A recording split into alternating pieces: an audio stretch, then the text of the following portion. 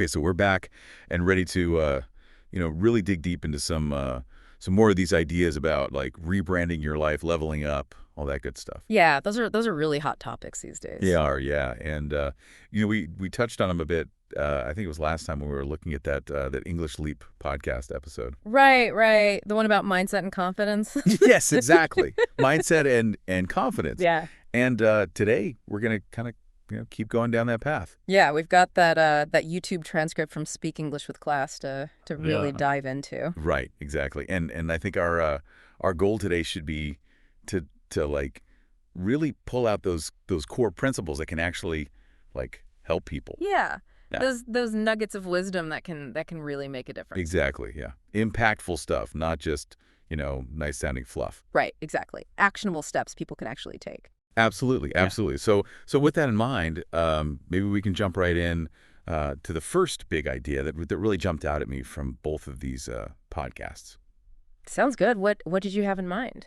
Well, they both kind of touched on this whole idea of progress over perfection, Mhm. like how aiming for perfect can actually hold you back. Yeah, that's so true. It's like you get so caught up in wanting everything to be flawless that you never actually get started. Exactly. And the guys on the English Sleep podcast, Aaron and Evan, they both talked about like how that need for perfection actually hindered them, not just in their personal projects, but even in their English practice. I think a lot of English learners can relate to that. That fear of making mistakes can be so paralyzing. Oh, absolutely.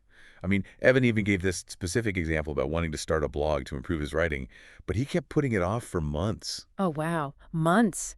Yeah, he was just so scared of making mistakes. Yeah. Like what if people judged his grammar or his vocabulary?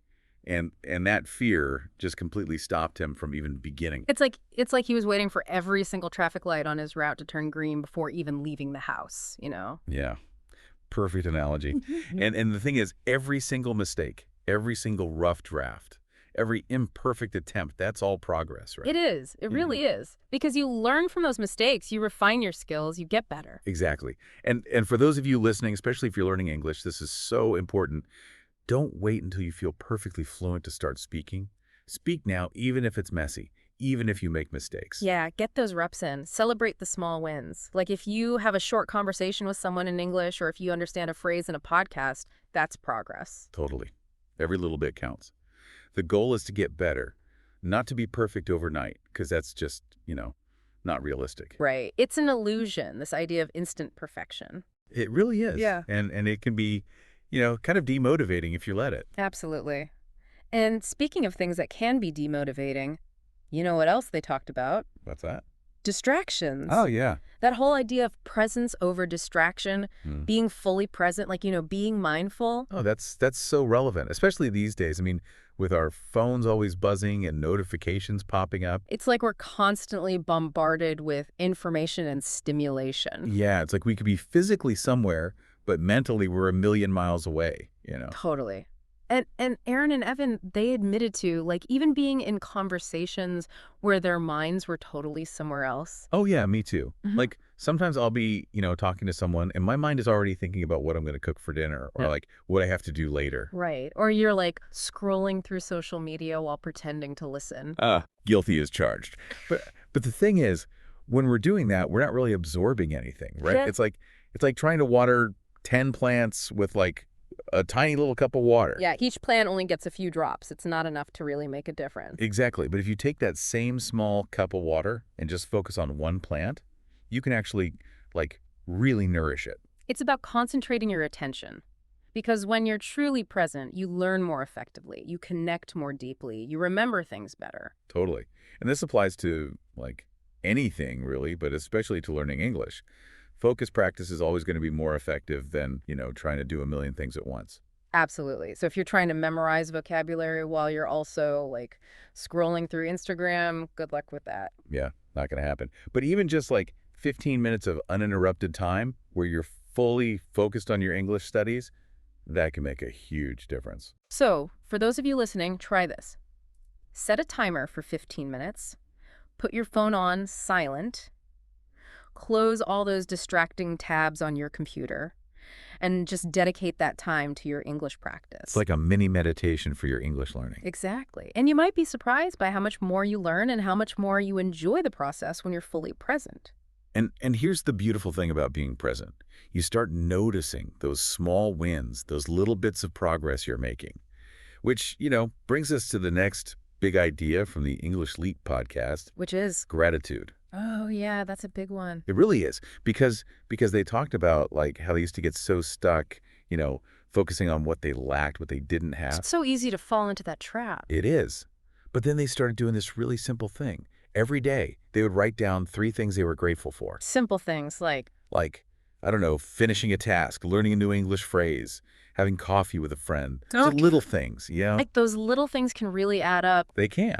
Because what happens is you shift your focus from, what's missing to what you do have. And that can have a huge impact on your mindset. Totally. Like suddenly you feel more content, less stressed. You're able to, as they put it, reframe your situation. And it's not about ignoring the challenges, right? No, not at all. It's about not letting those challenges completely overshadow everything else. It's about bringing some balance into the picture. Exactly. Yeah. So if you're learning English and feeling discouraged, take a moment to appreciate what you've already accomplished. Did you understand a new sentence today? Did you use a new word in a conversation? Those are things to be grateful for. Celebrate those small victories. Yeah, because they all add up. And keeping a gratitude journal, or even just taking a few minutes each day to reflect on the positive things, that can really shift your energy and your motivation. It's a simple practice, but it can be really powerful. It can. And you know what else is powerful? What's that? Letting go of control. That's a tough one for a lot of people. It is. It is. I used to be like a total control freak, trying to plan everything, anticipate every possible outcome.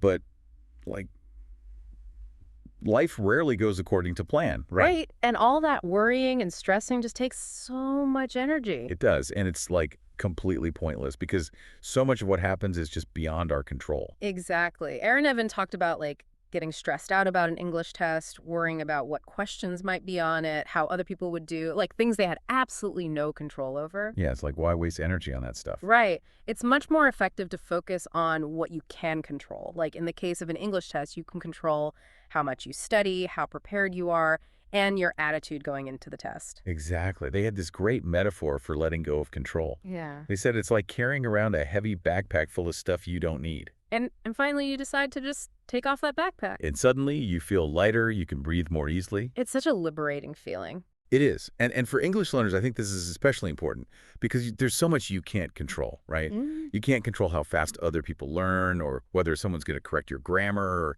or a million other things. Right. But you can control your effort, your attitude, your commitment to the process. Exactly.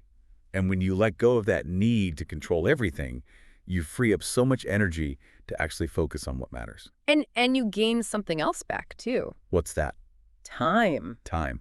Yes. Because when you're not constantly worrying and stressing, you suddenly have more time and energy for the things that are important to you. And that brings us to another really crucial lesson they discussed. Which is, time is precious. Spend it wisely. oh man, that hits home. I used to be so bad with time management, I'd overcommit myself, say yes to everything, and then just feel constantly rushed and overwhelmed. I think a lot of people can relate to that. It's like we treat time as if it's an unlimited resource. It is, but it's not, right? Like you could always earn more money, but you can never get back lost time. Yeah. Exactly. And once you really internalize that, it changes how you approach your day. Totally. Like Aaron and Evan talked about becoming much more intentional with their time, like actually scheduling blocks for rest, for learning, for things that were truly important to them. And for English learners, this is really encouraging because you don't need to dedicate hours and hours every day to see progress. Even just 15 or 20 minutes of focused learning each day can make a big difference. Totally. The key is to be consistent and to eliminate those distractions during your study time. Right. Put your phone away, turn off the TV, create a space where you can really focus. And make sure to acknowledge yourself for, making that effort, for investing your time in your growth. Absolutely. Because you're worth it. You are. And speaking of investing time wisely, one of the best ways to do that is to learn to do something that, for a lot of people, can be really challenging. Oh, I know what you're going to say. What's that? Say no. Yes. The power of saying no. Oh. Man, this is a big one for me. I used to be such a people pleaser, always saying yes to favors, to extra work, to social engagements, even when I was already stretched thin and exhausted. I think a lot of us struggle with that, especially women. Yeah, it's like we're conditioned to be agreeable and accommodating. And we worry about disappointing people or seeming selfish. Totally. But the thing is, when you say yes to everything, you end up resenting it, Yeah. and you end up not being able to fully show up for anything. Exactly. Learning to say no is an act of self-care. It's about setting boundaries and protecting your time and energy. They used a great analogy for this. They said it's like building a fence around your property. It's not about isolating yourself. No, it's about creating a space where you can thrive. And for English learners, this could mean saying no to those time-wasting activities that don't actually help you learn. Like endlessly scrolling through social media or watching Netflix with English subtitles, thinking that's somehow improving your English. Right. It's about being more discerning with your time and energy. And it's about saying no to that inner critic that tells you you're not good enough, that you're going to make mistakes, that you should just give up. Yeah, silence that inner critic. Tell it to take a hike. Exactly. Because saying no to those things allows you to say a much bigger, more powerful yes to your own growth and development. And it allows you to invest in yourself. Which brings us to our final big lesson for today. Invest in yourself. Yes. And this is like the foundation of everything, Yeah. Because for so long, I think a lot of us have operated under this idea that self-care is something you earn, like a reward. Yeah, like you have to be good or productive enough to deserve it. Exactly. But the reality is taking care of yourself isn't a reward, it's the foundation. You can't pour from an empty cup. Exactly. And Aaron and Evan talk about like simple ways to invest in yourself, reading a book, getting enough sleep, spending time in nature, consciously practicing your English. All those things that nourish your mind, body, and spirit. Exactly. And the crazy thing is, when you actually prioritize those things, you often find that you have more energy and focus for everything else. It's counterintuitive, but it's true. It is. It's Right. like taking care of a car. Yeah. If you don't do regular maintenance, eventually it's going to break down. And our minds and bodies are the same way. Totally. Yeah. So for English learners, this could mean setting aside dedicated time for studying, investing in a good language course, or just making sure you're getting enough rest so your brain can actually absorb new information. And you know what?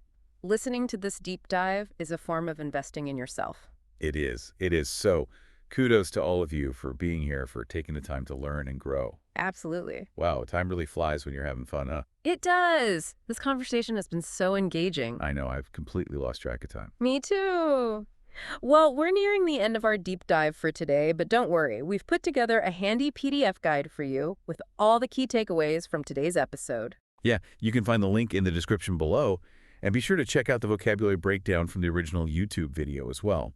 Charlotte does a great job of explaining some of those key words and phrases like, mindset, impactful, move the needle, all those good ones. Right.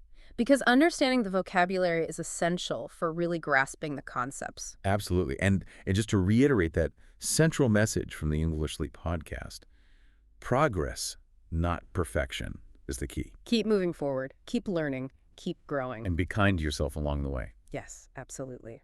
So, as we wrap up, we encourage you to reflect on all the amazing insights we've explored today and think about how you can apply them to your own life and your English learning journey.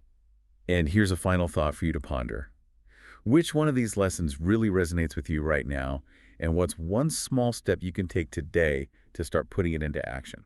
We'd love to hear your thoughts, so feel free to share them in the comments below. Yes, absolutely. And until next time, keep learning, keep growing, and keep leaping forward. We'll see you soon. Bye for now.